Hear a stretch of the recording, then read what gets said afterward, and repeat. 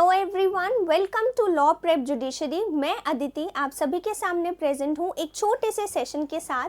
आपको भी अपनी लाइफ में इन वर्ड्स ने बहुत कंफ्यूज किया होगा, आखिर ये लॉयर कौन है, बैरिस्टर कौन है, एडवोकेट कौन है, एडवोकेट जनरल कौन है।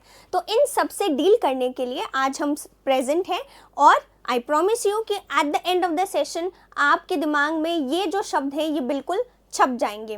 सो the first word we are going to deal with is the most basic word, that is lawyer. जब भी आप लीगल फील्ड में एंटर करते हैं, आप अपनी लॉ शुरू करते हैं, सो the first word you get associated with is lawyer. Lawyer कौन है? वो लोग जो लॉ की पढ़ाई कर रहे हैं या जिन्होंने लॉ कंप्लीट कर ली है या बेसिकली लॉ ग्रेजुएट्स जो हैं, they are termed as lawyer. अब सवाल ये उठता है कि क्या ये लोग कोर्ट में पर्सन को रिप्रेजेंट कर सकते हैं? The answer is no.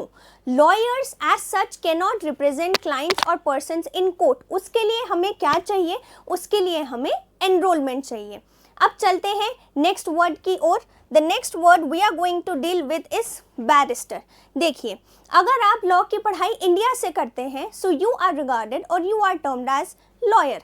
अगर यही पढ़ाई, लॉ की पढ़ाई आप इंग्लैंड से करते हैं, तो you are termed as barrister. इसका सबसे बेसिक एग्जाम्पल है महात्मा गांधी, उनको हम बैरिस्टर कहते हैं।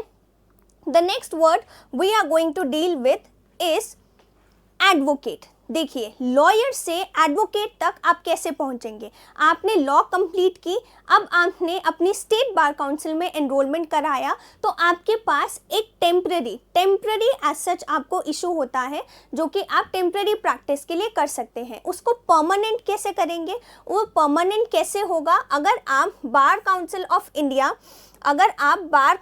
ऑफ इंडिया का एग्जाम देते हैं, which is your all India bar examination, तो आपने लॉ करने के बाद बार काउंसिल ऑफ इंडिया के द्वारा कंडक्ट करवाया गया एग्जाम AIBE क्लियर कर लिया और एनरोलमेंट हो गया है आपका स्टेट बार काउंसिल में। Now you will be regarded as an advocate और आपको इसके थ्रू इशू होता है certificate of practice. So basically अब आपके पास परमानेंट लाइसेंस है एडवोकेसी करने का और अब आप क्लाइंट्स को रिप्रेजेंट कर सकते हैं कोर्ट में।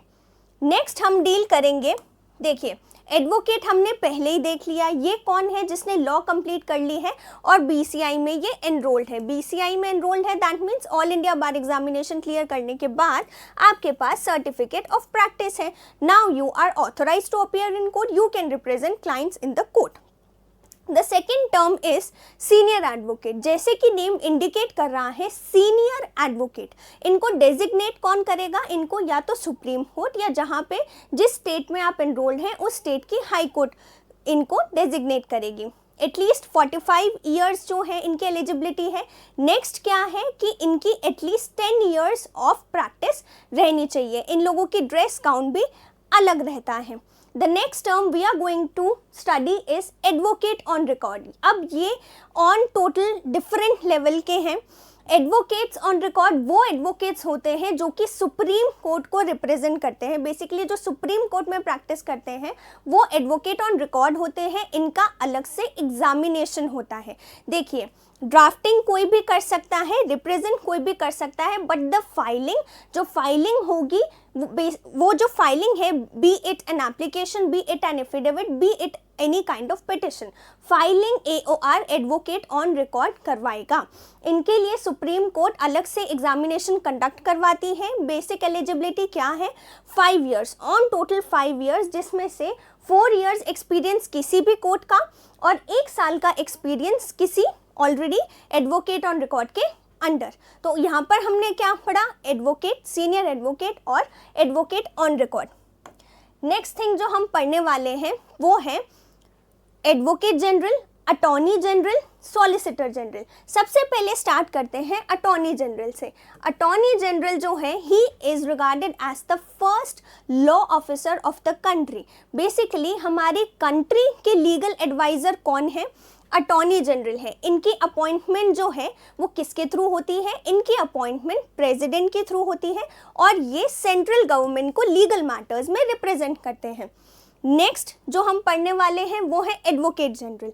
एडवोकेट जनरल जो है first law officer of state होते हैं। First law officer but of state. इनकी अपॉइंटमेंट कौन करता है? Since he is the law officer of the state, इनकी अपॉइंटमेंट होती है गवर्नर के थ्रू। ये स्टेट गवर्नमेंट को रिप्रेजेंट करते हैं, तो बेसिकली ये स्टेट के लीगल एडवाइजर कहलाते हैं। Now what is your homework? आप मुझे बताएंगे कमेंट सेक्शन में कि अटॉर्नी जनरल और एडवोकेट जनरल का कॉन्स्टिट्यूशन ऑफ इंडिया में ये कहाँ कौन से आर्टिकल में बताए गए हैं। क्या होमवर्क है आप लोगों का कि अटॉर्नी जनरल और एडवोकेट जनरल दोनों कॉन्स्टिट्यूशन में कौन से आर्टिकल के अंदर बताए हुए हैं। Next is solicitor general. Solicitor general is regarded as the second law officer of the country और बेसिकली ये अटॉर्नी जनरल को असिस्ट करते हैं। नेक्स्ट थिंग जो हम पढ़ने वाले हैं वो ये है, देखिए इसको पढ़ने से पहले एक बेसिक चीज़ हमें पता रहनी चाहिए कि हमारा लॉ जो है वो क्राइम को एज मॉरल रॉन्ग ना देखते हुए और वो रिफॉर्मेटरी थ्योरी ऑफ पनिशमेंट पे बेस्ड रहते हुए प्लस कहीं ना कहीं रेट्रिब्यूटिव पे बेस्ड रहते हुए, डेटरेंट पे बेस्ड रहते हुए, ताकि फर्दर कोई और क्राइम ना कर सके। हम एक क्राइम को कैसे देखते हैं कि जो विक्टिम है, विक्टिम को कौन रिप्रेजेंट कर रहा है? विक्टिम जो है पूरे स्टेट को ऑन अ होल रिप्रेजेंट कर रहा है। सो ये जो रिप्रेजेंटेशन है स्टेट का, ये क्रिमिनल मैटर्स में कौन करता है? क्रिमिनल मैटर्स में बेसिकली विक्टिम को पूरे स्टेट के बिहाफ पे कौन रिप्रेजेंट कर रहा है?